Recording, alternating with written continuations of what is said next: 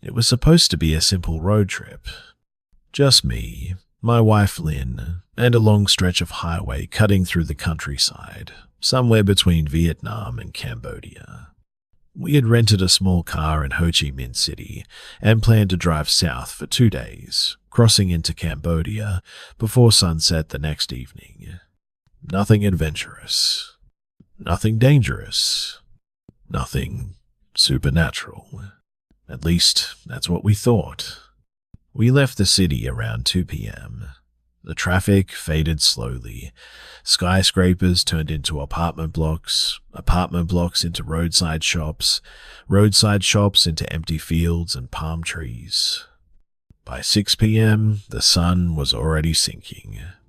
The sky turned orange, then pink, then purple, and then the road signs stopped making sense.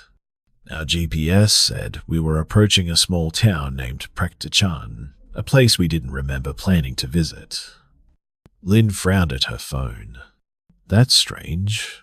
I didn't add this to the route. I glanced at the navigation screen. It wasn't frozen. It wasn't glitching. It was very clearly telling us. Turn left in 300 meters. The road ahead split into two. One path stayed on the main highway, lit by tall streetlights. The other path was a narrow road disappearing into darkness. No streetlights, no houses, no cars. Just a single sign. Prek to Chand, 12 kilometers. I hesitated. Should we stick to the highway? I asked. Lynn zoomed in on the map. The GPS says this is faster. Faster. That word has ruined many lives. I turned left. The moment we left the highway, everything changed. The air felt heavier. The sounds changed. On the highway, we heard engines, horns, wind, movement. On this road, silence. Not peaceful silence. The kind of silence that feels like something is listening.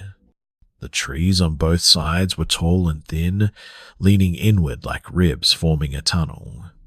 Their leaves barely moved, even though we had felt wind minutes earlier. No insects. No birds. No dogs barking. Just the sound of our tires on old asphalt. Lynn whispered, "Do you feel that?" I nodded. It felt like we were driving into a place the world had forgotten. 10 minutes in, Lynn's phone lost signal. Then mine. The GPS kept working, but the map stopped loading new details. It was just a blue line cutting through a grey void. "This is creepy," she said softly. "We'll be fine. It's probably just a rural area." But even rural areas have lights. Even rural areas have people. We passed no one. Not a single vehicle. Not a single house with lights on. Not a single human being. Then we saw it. A large building on the left side of the road. 3 floors. Old colonial architecture. Faded yellow paint. A red neon sign flickering. Prek to Chan Hotel. The parking lot was empty except for one very old white van. No other cars. No lights inside the building except one window on the 3rd floor. Lynn's voice dropped. "Why would there be a hotel here?" I slowed the car. "It's getting dark. Maybe we should stop." She hesitated. Something about the building felt off. Not scary. Not dangerous. Just wrong. Like it wasn't meant to be here. But we were tired. And the road ahead was nothing but darkness. So I parked the car, and we stepped out. The air was colder than it should have been, and the hotel door was already open. The lobby was larger than we expected. High ceiling, Old chandelier, dust floating in the light from a single flickering bulb above the front desk. There was a bell on the counter, a brass bell. Lynn hesitated, then rang it. The sound echoed too loudly. Ding, ding, ding. No footsteps, no voices, no response. We waited. 30 seconds. A minute. 2 minutes. This is strange, Lynn whispered. I leaned over the counter. There was a guest book. Open. The last entry was dated 6 months ago. I flipped a few pages back. Names. Dates. Countries. Most of them were travelers. Backpackers. Couples. Solo tourists. Then the handwriting changed. The last few pages were written by the same person. Same name. Over and over. Soka. Every line. Soka. Room 308. Soka. Room 308. Soka. Room 308. Different dates. Same room. Same name. No checkout dates. I closed the book slowly. Lynn. Something's not right. She was staring at a security camera above the desk. It was on. A tiny red light blinking. But the screen behind the desk was off. That's when we heard footsteps. Slow. Soft. Coming from somewhere behind the lobby. A man appeared. He was thin. Very thin. His uniform was clean but old-fashioned. His smile was polite but empty. Good evening, he said. Do you need a room? His English was perfect. Too perfect. Yes, I said. Just for one night. He nodded slowly. Room 308 is available. Lynn froze. I forced a smile. Do you have any other rooms? The man tilted his head. All other rooms are unavailable. For maintenance? I asked. For reasons, he said. He slid a key across the counter. A metal key. Not a card. Room number engraved 308. There's no power, Lynn whispered. How is the elevator working? The man smiled. It still functions. The elevator doors opened with a metallic groan. Inside, there were no buttons. Only 3, 3, 0, 8. Not floor buttons. Just the numbers. The man did not enter with us. Enjoy your stay, he said as the doors closed. The elevator moved, but there was no sensation of going up. No vibration. No sound. Just movement. Lynn held my hand tightly. Promise me, she whispered. If anything feels wrong, we leave immediately. I nodded. The doors opened. A long hallway. Dim yellow lights. Old red carpet. Every door looked identical. Except one. At the very end. Door 308. It was slightly open. I hadn't noticed that the elevator had no close door button. It simply decided when to open. Before we even reached the door, we smelled it. Not rot. Not garbage. Not mold. Something sweet. Sickly sweet. Like flowers left too long in water. Lynn stopped walking. I don't like this. I didn't either. But we were already here. We pushed the door open. The room was large, clean, neatly made bed, White sheets. No dust. No signs of abandonment, but no signs of use either. It felt staged, like a hotel room built inside a museum. The curtains were closed. I opened them. There was no view, just fog. Grey fog. Endless fog. No buildings. No trees. No sky. Just fog.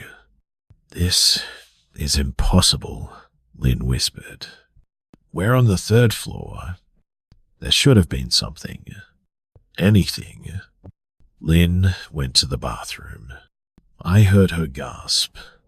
I rushed in. She was staring at the mirror. Our reflections were there, but delayed by a fraction of a second, just enough to feel wrong. When I raised my hand, the reflection followed. Too late. I touched the mirror. It was cold. Too cold. Lynn whispered, "Let's leave." I agreed. Immediately, we stepped back into the hallway. It was longer than before. Much longer. The elevator was no longer visible. Just a corridor stretching endlessly. Lights flickered. Doors had appeared. Hundreds of them. All labeled 308. Lynn started to cry. "This isn't real." I grabbed her hand. "We're going to walk back." We walked. And walked. And walked. The carpet never ended. Then we heard it. Knocking. Behind one of the doors. Slow. 3 knocks. Pause. 3 knocks. Pause. Then a voice. A man's voice. Soft. Calm. "Help me." Lynn stopped. I pulled her forward. "Don't listen." The voice repeated, "Help me." From another door. Then another. Then another. Hundreds of voices. All the same. "Help me. Help me. Help me." We ran. Finally, we saw something different. A door with no number. Just a symbol. A circle with a line through it. I pushed it open, and everything went dark. When I opened my eyes, I was lying on a cold floor. Not carpet. Not wood. Stone. Rough, uneven stone. The air smelled damp and ancient, like underground tunnels or old temples. Lynn was beside me, unconscious. I shook her gently. "Lynn, wake up." She stirred, groaned. Her eyes opened. "We're alive," she whispered. But where were we? The room was circular. No corners. Walls made of old stone bricks. No windows. No furniture. Only one thing in the center. A chair. A single wooden chair. And someone sitting on it. He was thin. Too thin. His clothes were torn. Dirty. Old. His eyes were hollow, but alive. Very alive. He looked up at us and smiled. "I'm Soka," he said. His voice was tired, relieved. "You can see me." I swallowed. "Yes." He laughed softly. "That means you're not from here." Soka told us he was once a guide for tourists. The hotel used to be a real place, built decades ago, during a time of war, during a time when people disappeared. The hotel was used, not as a hotel, as a holding place, for prisoners, for people who were never meant to be found. When the war ended, the building was abandoned. But something stayed behind. Something that learned how to imitate, how to pretend, how to trap. Sokka had brought travelers here once, by accident, just like us. They stayed. They never left. And neither did he. It's not a ghost, Sokka said. Not exactly. It's a system, a pattern, a memory, a loop. The building remembers. It repeats. It creates rooms that never existed, hallways that grow, doors that multiply, and it feeds on attention, fear, presence. As long as someone is inside, it continues. Why 308? Lin asked. Sokka smiled sadly. That was the number of the last cell, the last room, the place where the last prisoners were kept, where the last screams were heard. The building copied it, over and over and over. I tried to leave, Sokka said, but it won't let me. It needs a host, someone to guide others in, someone to keep the loop alive. If I refuse, he whispered, it becomes angry. I felt cold. What happens then? He looked at Lin, then at me. It starts taking. Sokka stood. He looked taller now, straighter, stronger. You can leave, he said, but one of you must stay. My heart stopped. What? The system needs replacement. A caretaker, a guide, a Sokka. Lin grabbed my arm. No. Sokka's eyes were apologetic. I stayed so others could leave. I stayed so it wouldn't follow them. Now, it wants one of you. The walls trembled. A low hum filled the room, like a distant engine, or 1,000 whispers overlapping. Sokka looked afraid. It's waking up. He pointed to 2 doors that appeared in the wall, one glowing softly, one completely dark. The glowing door leads out, he said. The dark one leads into the system.